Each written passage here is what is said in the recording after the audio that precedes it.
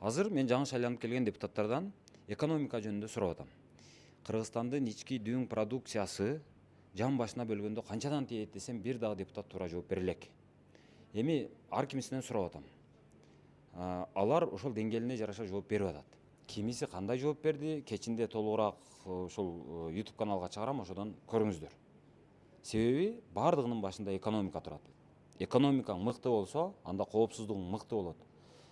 Экономикаң мыкты болсо, медицинаң мыкты болот, билим берүүң мыкты болот, жолдоруң мыкты болот, бардыгы мыкты болот. Ал үчүн барып кайра эле ошол акчага такалат. Акча деген бул экономика. Акчабыз көп болсо, экономикабыз бай деген сөз.